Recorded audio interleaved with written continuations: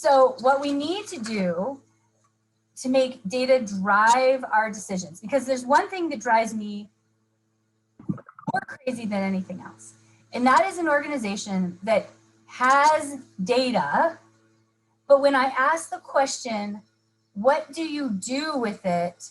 They look at me like I'm speaking a foreign language.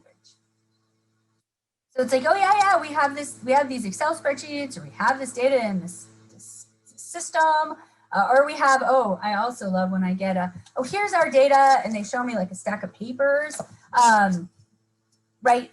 That's not a data-driven culture.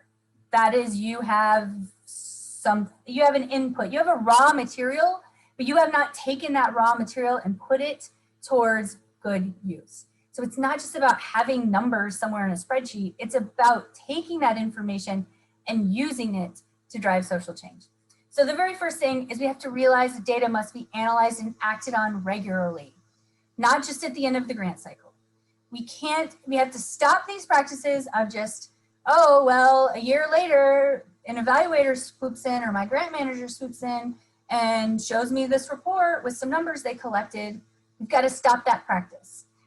There's nothing wrong with that practice. That's like, step one, we've got to integrate those data systems into our day-to-day lives so we can constantly be making change.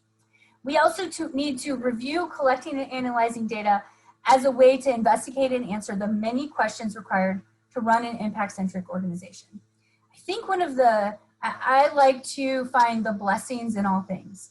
And there are, this particular season in life, there has been a lot of challenges.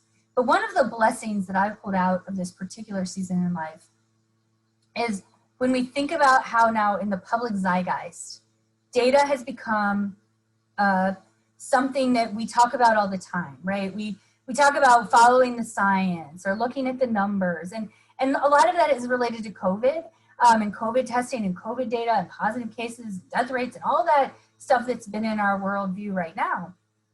But what I see when I see all that is that I see people using real-time data, making decisions, changing their mind, changing their policies more frequently because of new information. And that is what a data-driven culture looks like.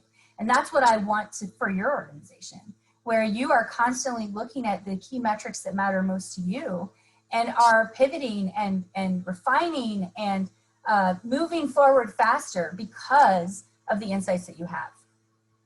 And also, you have to meet regularly as a team to discuss the data and reveal, how to build on those revelations, how to use it. Because I think that's another thing that COVID has kind of brought to light too, is that we can have these dashboards or we can have these numbers, but unless, let's take it back to your team, that your team needs to trust that this data is real, and you need to have those conversations. You can't just take the insights that you receive and go off and run and make some decisions without checking in with those stakeholders, without asking some tough questions like, hey, we see this trend, what does it mean to you? We need that buy-in, we need that relationship, or data can backfire. So we need these three pieces in order to really create a data-driven culture.